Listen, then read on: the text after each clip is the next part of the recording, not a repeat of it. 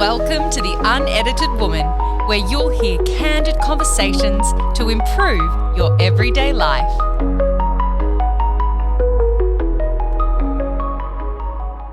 Hello everyone, and welcome back to another episode of The Unedited Woman. Today in the studio, I have the beautiful Bec Cuzillo. Bec is a spiritual business coach, and she is an absolute queen in the online space. So I am so excited to dive into this conversation to hear all about Bec's story, her mission, and who she's here to serve. So let's dive straight into it. Bec, welcome to The Unedited Woman. How are you? I'm good, thank you. Thank you so much for having me today. I'm really excited to be here. Yeah, I can't wait to dive into this conversation. We connected through the world of social media, as you do these days, and I just love everything that you're about and the energy that you give out. So I'm really excited to dive into the conversation. The first question I would love to ask you, Bec, is what are you here to do? What is your mission? How do you want to leave this world? What a big question. I don't take it easy on you. We start with the biggie. No, let's go straight in. I see my mission at this moment in time anyway to support other women to share their magic and their medicine with the world and do it in a way that really aligns with who they are, what life they want, and also the season of life that they're in. So really kind of supporting them to build a business and live their mission and share their soul work in a way that really works for them and provides them with the opportunity to create the life they really desire. That's such a beautiful mission. It's an amazing world that we're living in now, isn't it? You know, I'm just thinking back to 10 years ago, and I feel like having those conversations weren't really available, whereas I feel like there's been such an explosion in the way that we do life now, the online space.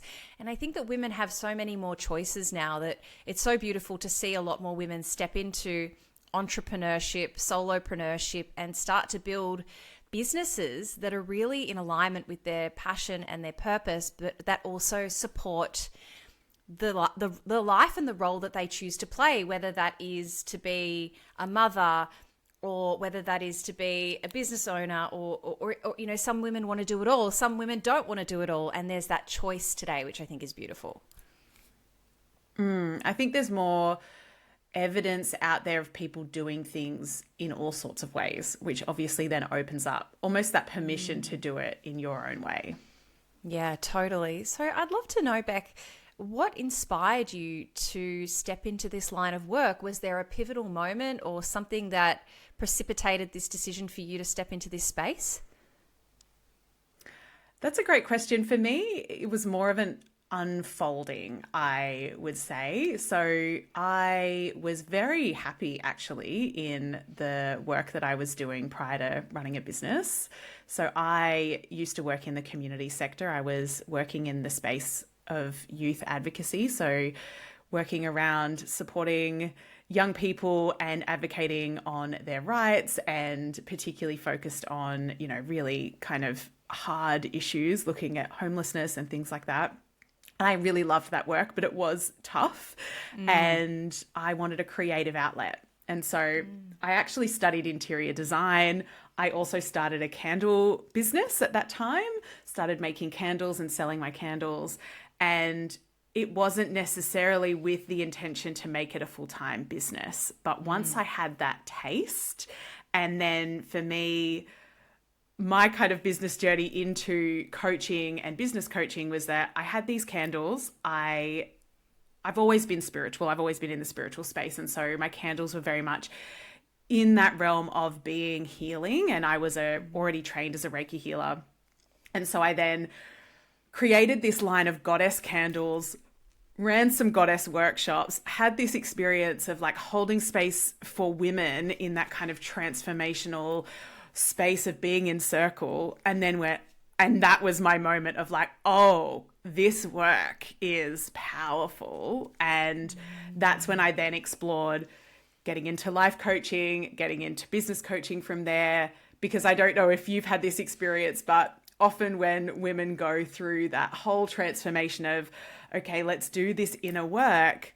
Oh, wow, I want to go and train as a healer as well, or I want to go and train in this modality. Hey, Bec, you've started a spiritual business and you're running an online business. Can you help me do mine? And so it's all been just following those breadcrumbs and bringing together a whole lot of my experience to get to where I am right now.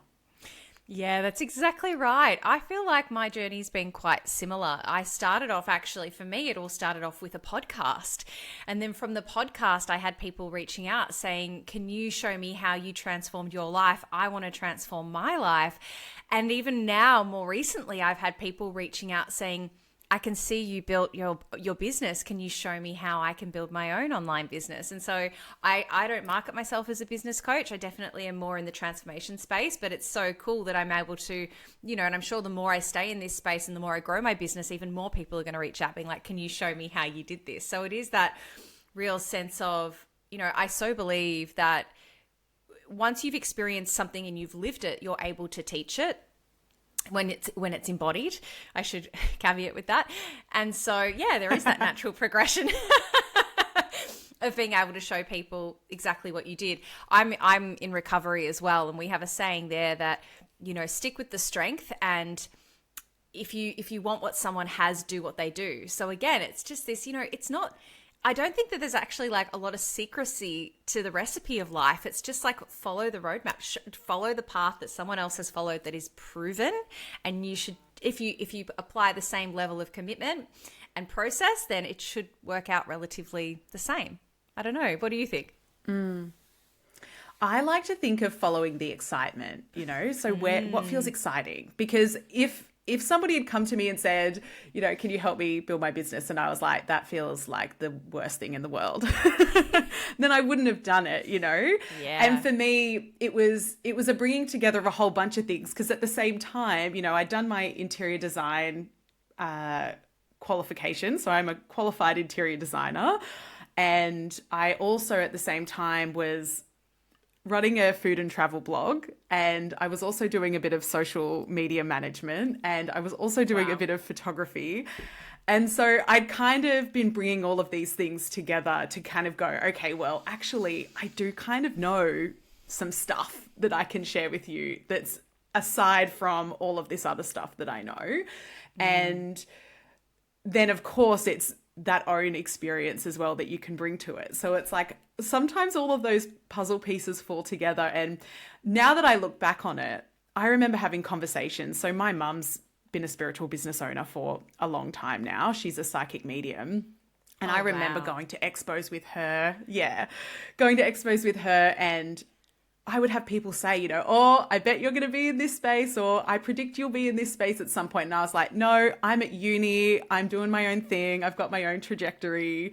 And I would at the time just be like, absolutely not. Am I ever going to be a spiritual business owner? And here I am. The universe had other plans, 10 right? years later. 100%, and you're surrounded by psychics who are saying that to you, and it's like, no, I'm doing my own thing. But here we are. Yeah. So I'd love for you to share a little bit about what you believe to be the channel for intuition, because, when you spoke about just then, like what feels exciting, I think for people who are listening along, some people, and clients that I even work with say, I struggle to tap into my intuition, Ash. Like, I don't know.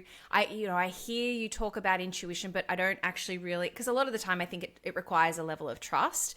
But what's your perception around it? How does one cultivate a deep connection to their intuition? And is this something that can be done over time? Is it something that can be nurtured? What ways can you nurture it? I'd love your insights as a spiritual business coach. Oh, I love this question. So I believe everyone is intuitive, and we all have that connection in some way. And I also believe that we all have our own intuitive gifts. And so we will lean into different ways of connecting to our intuition.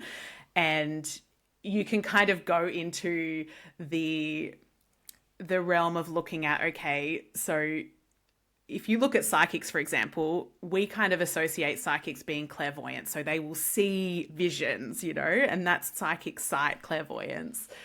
There's a whole bunch of other clairs and kind of intuitive gifts that people can have. So some people can be claircognizant, which means that you'll know things. And I don't know if you've ever had this experience, but most people will have had this experience at some point in their life where they'll be like, I knew that was going to happen. I knew it and I ignored it, or I knew it and I predicted it. And it doesn't matter what it is, but, there'll be those moments of that claircognizance is what it's called. And then there's a couple of different ones, but the other one is then clairsentience, which is that feeling. And that'll be related to that gut feeling. So, I had this feeling that this was what I needed to do, and if you think about the way that you describe things, it will become pretty clear to you what your natural intuition is. So if you often talk about feeling things, if you often talk about knowing things, then you'll be able to kind of go, okay, this is how it presents for me. And you're right, a big part of that is then trust. So there's this element of building this relationship with your intuition, and it takes practice. And there are some things that I can share with you that are very easy to kind of start that journey, but then it's about trusting it and building that trust muscle. Okay, great. What are some of these things that people could start doing? So for me, I think one of the easiest things we can do is just in our everyday life, asking ourselves, what do I feel like today? And, it can be down to things like what we're eating or what exercise we want to do. So often we make these rules and we put these rules in place and we go, okay, this is what exercise is for me. I go to the gym, or I go for a walk, or I go for a run, or I do this. And because it's booked in our calendar, or because it's just what we've always done, we always do that thing. And we don't necessarily check in with ourselves around that beforehand. Same with food, it's like, I just have this for breakfast every morning, or I have this for lunch every day. What if you just allowed yourself to drop in and go, take a moment. What do I really feel like in this moment? Am I actually hungry? Yeah, I want to move my body. Am I actually hungry, or am I thirsty? Like, so often we're cut off from our, neck down, and we're not connected in with our body. And sometimes it's just about those moments of going, okay, what do I feel like today? And just taking a small decision that could be as simple as, rather than having, this particular snack, I'm going to go and have this thing that I really feel like. Or I feel like I know I need some water. I'm going to go and actually drink that water. Or, whatever that small thing is, what do you actually feel like? And then acting on it. And so this is a process of first connecting in with the intuition and then acting on it, which is the trust piece. And so that's what we want to build. We want to build that trust in ourselves and that practice to go, okay, what is the thing that I'm feeling like, or that I know I need right now? And then what is the action that goes with it, and actually making that happen. I love that. And I feel like it's so relevant to what I've been living the last few days. Before we started recording, I was sharing with Bec that I've been really sick the last week, recovering from food poisoning. And I have been so intuitive with every single thing that has been going into my mouth, from water that I'm drinking to, am I going to have some bone broth? Maybe I'll just have a little bit of watermelon. Do I actually need to eat right now? And then this morning, I'm starting to feel better now. And this morning I had a choice. I was like, I could go to the gym. I haven't been to the gym for a week and I'm paying a membership there, so I should probably go to the gym. But I felt into it and I knew my body was not ready. And I was like, don't push yourself. You're not going to get the benefits of the results anyway if your body's still recovering. I'm also due for my period in the next couple of days. So there's all of that kind of stuff playing out. And then I thought, okay, well, I'll go to yoga because I also pay for a yoga membership and I need to get to at least 2 classes a week to get value from that. And then I thought, you went to yoga yesterday. Do you actually want to go to yoga again? And the answer was no. And so I ended up taking my dog for a walk and I got out onto in front of the ocean. And it just was exactly what my body needed. I didn't realize, though, at the time, you just made such a beautiful point of like, it was in that moment, I'm strengthening my inner wisdom and the trust that I have that I can make the right decision in that moment. Yes. I think it's really about those decisions. That's what intuition is. And so whenever we have those moments of like, oh, I knew that was going to happen. And sometimes that can be really great. And then other times it can be like, oh, I probably should have trusted that in the moment and made a different decision rather than just doing what I've always done. And maybe there would have been a different outcome. It's those moments where it's like it's just the decision that you need to make, really. And trusting that. It's such a huge thing, which is why it's easier to start smaller, because then you can build that in a way that doesn't really matter. You know, it doesn't really matter whether you have the orange or the banana for a snack, but it's going to maybe change the way that you enjoy that because you've chosen the thing that's actually going to feel the best for you in that moment. Yeah, I love that. And then it's like, it's the same as, you know, say a meditation practice. When you do it every single day, small, consistent bites, you start to strengthen that mind muscle. And I feel like making those little decisions intuitively every day strengthens that intuition, so that when you do have a big decision to make, you know, within your business, say perhaps, or maybe it's to do with your family or something, then you're able to trust that intuition so much more clearly. I love this. Yes, so good. Yeah. And you can hear it better, or you can feel it better, or you can know it better, you know, and you go, oh, that's that thing coming through. That's that, you know. I remember when we bought this house that we're currently living in. We've been here for almost 2 years now. We walked in and my husband and I were like, this is it, you know, and we hadn't even really seen it yet, but it was the feeling when you walk in the house of like, this is it. And looking around, you know, the way that they had the house set up, it needed a lot of work, and we still had that feeling. And the thing with intuition is you override it often. So we will override it and talk ourselves out of things because it doesn't necessarily make sense on paper. So that's a really great example. We walked in and, you know, the furniture in the space wasn't great. There was a lot of work that needed to be done. It wasn't presented particularly nicely, but we could see the potential in it. And we also had this feeling. And it would have been very easy at that point. It also wasn't a particularly great time for us to buy a house. We didn't have everything sorted. You know, there's so many reasons that you can, like, your rational mind can come in and go, no. Same in business, you know, it's like, oh, actually that doesn't make sense on paper for you to make that decision right now. But sometimes you just know. And then that's the moment where you need to have that trust muscle built in. What about, because I'm just again thinking about what I've been journeying this year, and you know, I made a decision at the start of this year within my business, and it's only been in like the last, say, month or so that I'm actually looking back thinking that I may have made a mistake or that I may have jumped the gun.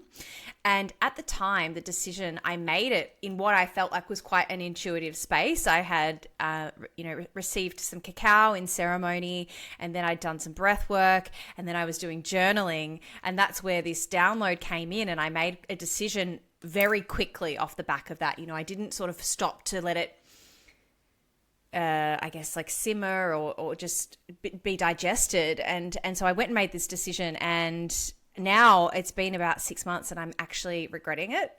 And I've actually just in the last week made the decision to go back and reverse the decision that I made, which was a whole thing that I had to journey as well. Because I was like, what are people going to think? They're going to think I'm all over the shop. And like, you know, there's all that fear, right? Which is that's just part of the human condition. And I know how to work with that and not let it overwhelm me or override the decision.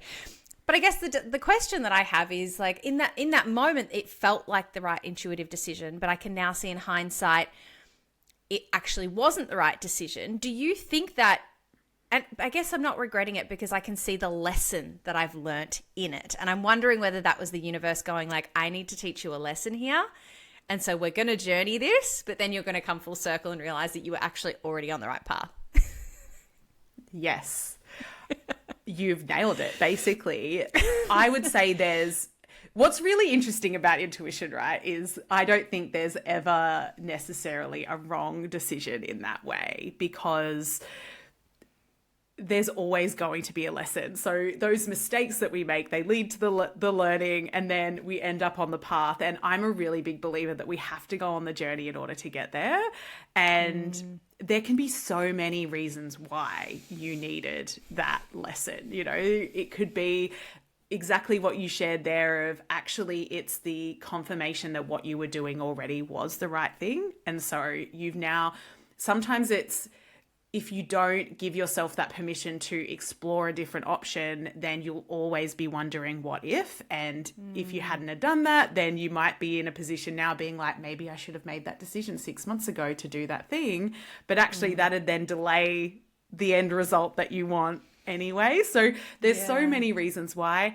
I always come back to, you know, being in a place where we're of service to others as well. Anything that happens to us is then something that we can bring into our experience that can then support other people. Yeah, so I love that. You know, for you then to have had that experience, you could then support someone else going through that experience. And yeah, I'm always, you know, there's always a way to spin it in that way, you know, and your intuition is never wrong and the path that you take is never wrong. So I think when you kind of live from that place, it's way easier to make those decisions because very rarely are we in a position where anything is going to be, you know, life or death, you know, and there are times where, and some people are in professions that are like that, but, you know, we're in professions that aren't necessarily. And it's the difference between taking that path, having that experience, and then getting to a different place. Who knows what would have happened if you hadn't have made that decision? We don't know. Yeah, no, I love that. I absolutely, and even as you are sharing this with me, it's feeling really good in my body. Like I'm just like nodding along going, yes, that makes so much sense. And my body's always giving me this feedback going like, listen to Bec. Like everything she's saying is just landing. It's beautiful. It's really, really, really beautiful. Thank you. Okay, so let's then talk about on this same sort of channel of intuition. I'm going to assume that you have clients who will share with you that they feel blocked.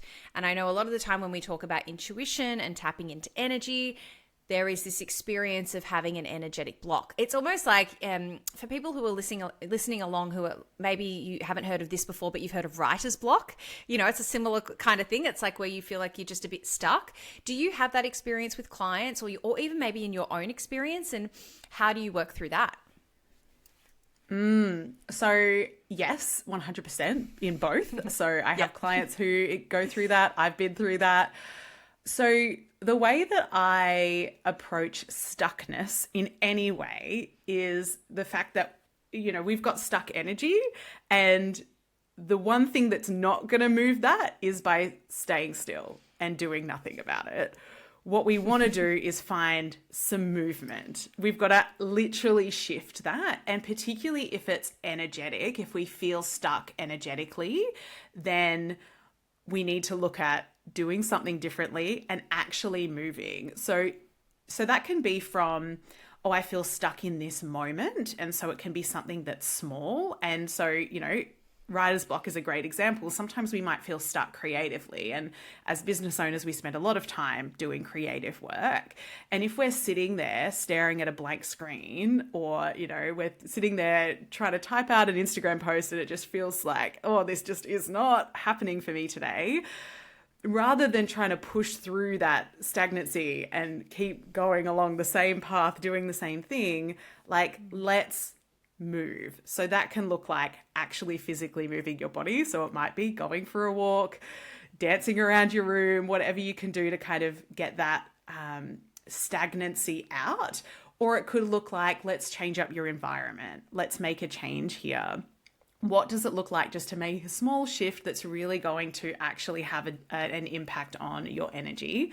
And then there can be those bigger blocks we experience where it's like, oh, I'm feeling really stuck in this space and I feel like I'm not getting anywhere and I feel like I keep doing things and it's not working and And what we want to do in that instance is look at, okay, well, what are the things that feel really sticky right now? And is there a way that we can shift that? Can we do things in a different way? Something that really helped me at one point when I was feeling quite stuck is I had a hypnosis session, and my hypnotherapist was like, right now, you're staring at a blank wall and you just feel like you're hitting the same wall over and over again, but you're facing the wall. And if you energetically flip around and turn around and put your back to that wall, then look at all of that spaciousness that opens up for you behind you. You can't see those opportunities right now when you're standing right close to that wall. What you need to do is just turn around and have a different perspective shift and see the opportunity, see that spaciousness, see what's behind you, because you're just looking in the wrong direction right now. And it was such a profound moment for me, and it doesn't even really make sense as I'm sharing it here, but I know for me that if I feel like I'm just hitting this same wall over and over again, and all I do is in my mind's eye flip around from that wall and look at what's behind me, I feel this exhale of, like, oh, wow, okay, there's options here. And I think creating options for ourselves is really, really key when we feel stuck, because sometimes it feels like the only way is one way, but when we actually look at it, there are so many options that are available to us. I love that. It's just that shift in perspective, isn't it? Yes, hugely, and something that helped me massively. So if you're feeling stuck right now, have a think about what other options might be out there for you. Yeah, and sometimes it's just about speaking to someone and reaching out, because often when you look at something and you're looking at the same thing day in and day out, it can be really easy to almost form blinkers and become a little bit tunnel vision. Whereas it might be a friend, it might be a coach, a mentor can just come in and give you that different bird's eye view of something and maybe offer some different solutions. So yeah, it's definitely, I think, many minds together can make things seem a lot less overwhelming. I just spoke about... And we're not meant to do things on our own, I don't think. Yeah, that's true. That's so true, isn't it? Yeah, it's kind of been how society has evolved, that we've become a lot more siloed. But back in the day, like, we were tribal, and so we did everything together and in community. Yeah. I say to my clients all the time, there's no award for doing it on your own. You don't win an award for getting there on your own. Like, having help actually helps you get there faster in whatever way that looks like. And you're still going to get that result that you want, but it's probably going to feel a whole lot nicer along the way. Yeah. Oh, so true. Speaking of community, you mentioned a little earlier in this conversation that it was the experience of sitting in or facilitating a women's circle that really you had that aha moment of, this is the work that I'm meant to be doing and this is how I'm meant to be serving the world. Can you tell me a little bit more about the downloads that you received, what that experience was like? And for somebody who's listening along who has never attended something like that before, what actually is it, and what would you expect by attending something like that?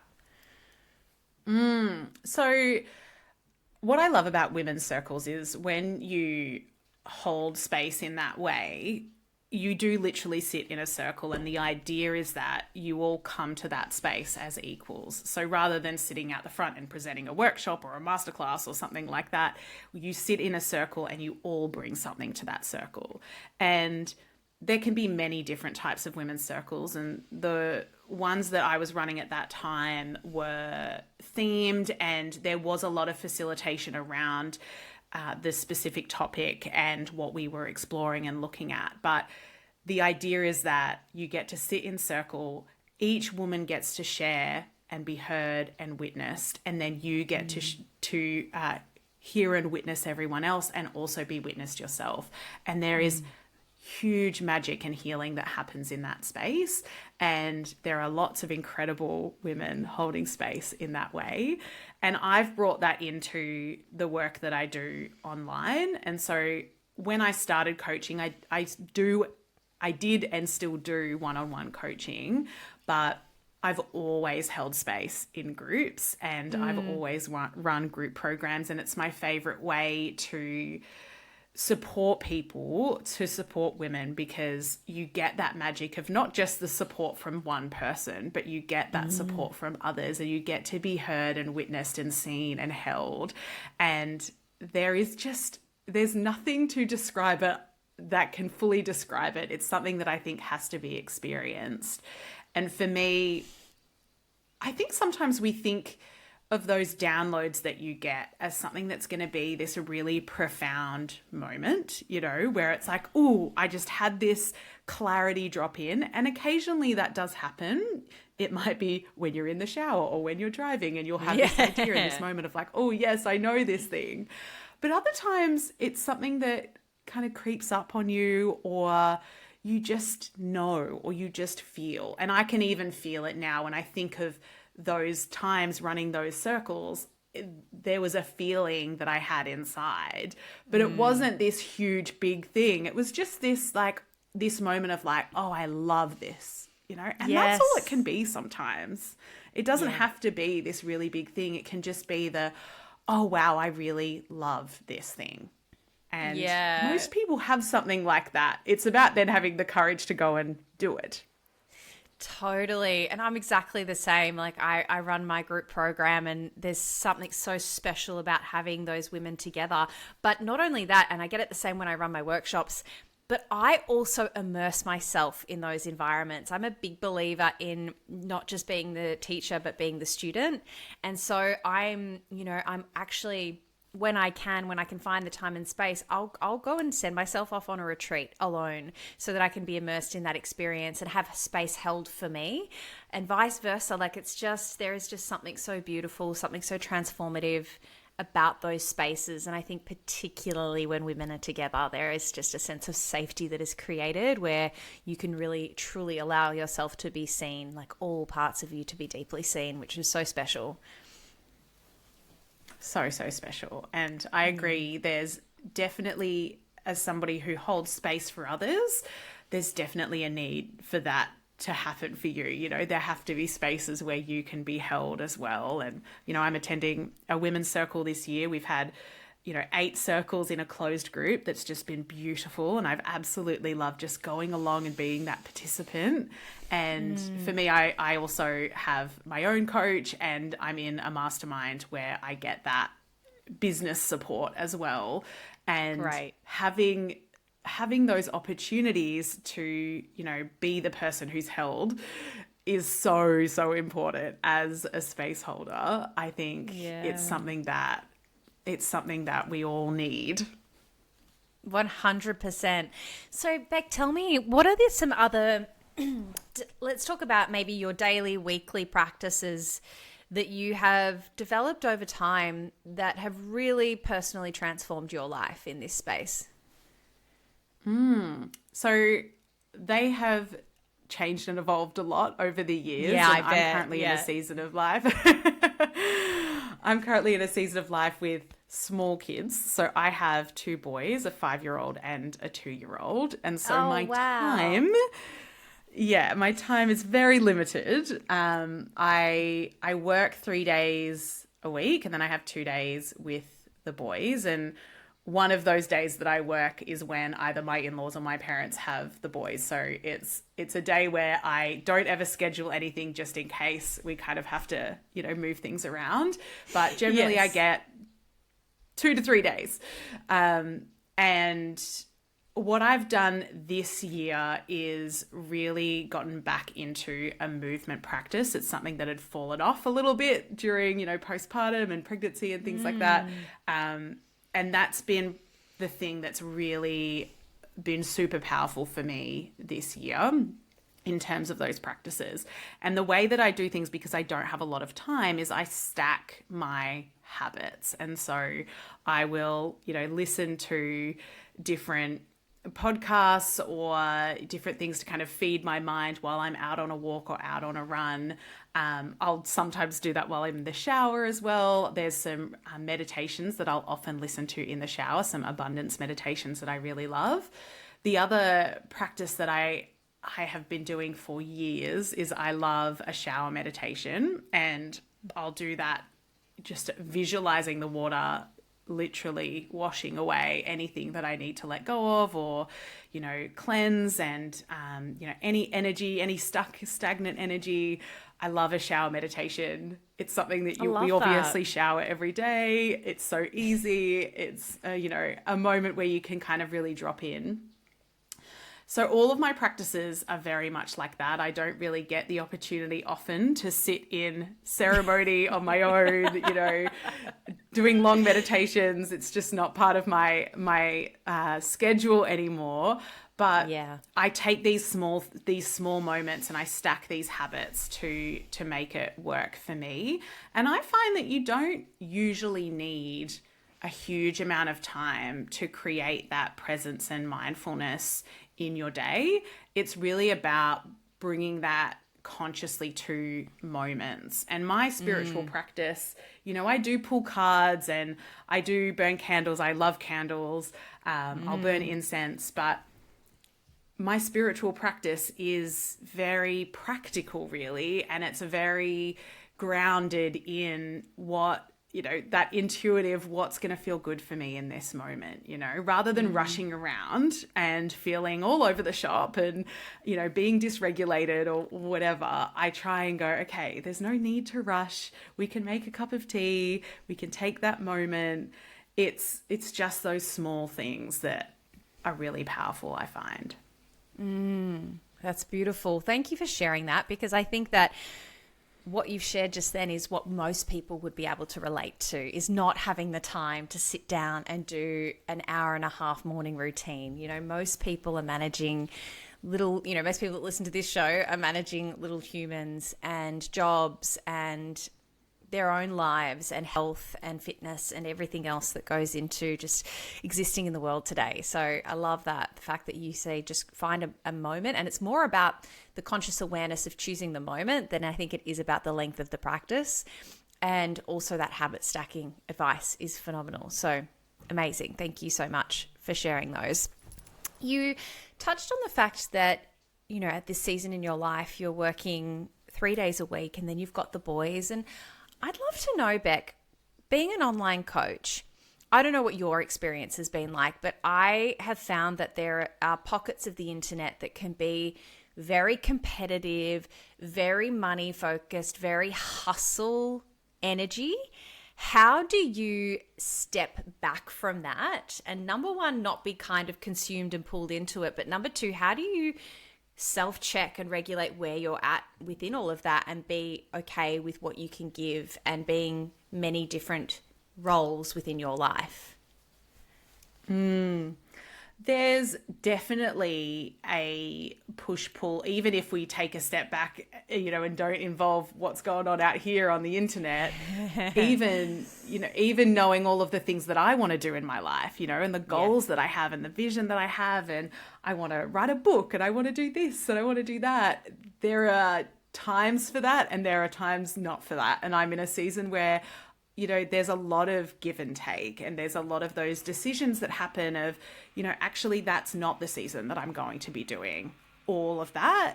And actually that's okay. Even though I really want that and there will be a time for that, I also really want to spend time with my kids. And I also really want, that. And while I do believe there is an element of being able to have it all, there's also an element of having it all and being okay with where you're at right now, and allowing yourself and not making yourself wrong for that. And that's been a journey. And there are times where I get frustrated with that. And I'm like, oh, I just wish I had more time, or I just wish I could do this.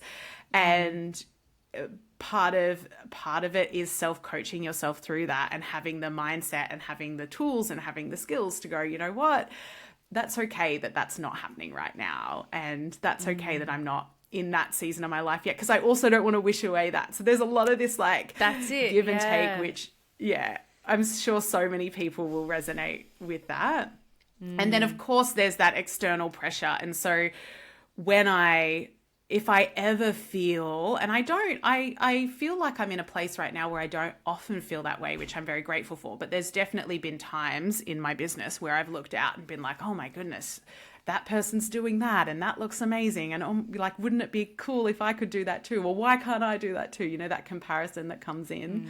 And I think the thing that's really helped me is doing my own work and getting clear on what are my values and what are my goals and what does that look like right now for me in this season of my life. And when you're really clear on your why and when you're really clear on your values and what's important to you, it does get easier to go, you know, none of that is what I need or want, or, you know, like that. You can do that thing where you go, oh, wow, that's cool. I would love to do that one day, but it's not my current vision or it's not what I currently am working towards. And that's also okay. Like you kind of have this more detached view of it. You're not so in the feeling of it. You can take that step back and be like, that's cool. It's not for me right now. And it does take a bit of work to get there, but it's the mindset work and it's that clarity piece on what's going on in here rather than looking at what's going on out there. 100%. I find for me, having that daily gratitude practice is like, it really helps me stay in the present moment and to be grateful for everything that's happening in my life right now, not what's going to happen tomorrow or the next day. Like, it's like, what are the incredible gifts that are right now happening in my life? And maybe that's literally just something as simple as, you know, I have a safe, beautiful home and, you know, my health and food in the fridge and access to clean drinking water. And it's all those little things that remind us, you know, because it's, yeah, like I think life can be really noisy at times, but like what you said, it's the gift of the present moment and what's right in front of you that I think we need to really come back to. And so often, you know, I'll think 4 or 5 years ago in my business, I would have loved to be at this point, you know. Yeah. Like, I have incredible clients. I spend my, you know, half my week with my kids, half my week working in work that I love with clients that I love. You know, we moved to the coast 2 years ago, so we get to go to the beach. I can work from anywhere. Like, there's so many things in my day where, yeah, maybe I haven't reached a certain goal yet, but I'm still living the vision right now. And that goal actually won't really change a lot of those things in my daily life, because a lot of the things in my daily life is what I would want in that future version of myself anyway. And so Yeah. if you can look back and go, oh, wow, look how far I've come, and have that evidence that you can really lead into, I find that's helpful too. Yeah, I love that. That's such a beautiful piece of advice. Bec, I've got one final question for you that I'd love to ask today. What would be one essential lesson from either your life or your career, or maybe both, that you could pass on to the women who are listening today? I think a real theme that's kind of come through this conversation, and something that I try and live my life by and support my clients to live their life by, is to follow those breadcrumbs, those things that do feel exciting, and not worry about what everyone else is going to think or what you think you quote unquote should be doing, but actually follow your heart and not be afraid to take those steps and see where it leads you, because there's either going to be just a whole lot of learning in that for you, or it's going to lead you somewhere where you're never going to expect. You know, if I didn't follow those breadcrumbs to start making candles, I don't know whether I would have ended up here. And, you know, I can see very clearly all of those breadcrumbs that allowed me to get here, but there's no way that I would have ever gone, oh, wow, that is going to be the path that's going to get me to this thing, you know, this life that I'm now living. It wasn't even on my radar or on my vision board to be a spiritual business coach that lives by the coast with, you know, her family. That wasn't something that I thought would be my life, but it is the life that I love and I'm so excited to be living. And I wouldn't necessarily have gotten here if I wasn't courageous enough to go, you know what, I'm going to try this thing and see where it leads. And that is what I would encourage people to do. Just do it. Follow that little breadcrumb of excitement. I absolutely love that. What a perfect place to finish this conversation today, Bec. Thank you so much for joining me here on the show. If people want to discover you, follow you, where should they go? So the best place to find me is on Instagram. I hang out there most at Bec_Cuzillo. So we can connect there. If you've listened in, please come and connect with me. Send me a DM, let me know. And I also have a podcast as well, which is Feminine Fire with Bec Cuzillo. If you are a spiritual business owner, a spiritual space holder, then I have a whole lot of episodes there for you to dive into. And we cover everything from business strategy to mindset, energetics, all of the juicy stuff you need to build a business that you love. Amazing. Thank you so much. I'll make sure I pop that information in the episode show notes. Bec, thank you once again. I've absolutely loved this conversation and I can't wait to connect with you again soon. Thanks so much, Ash.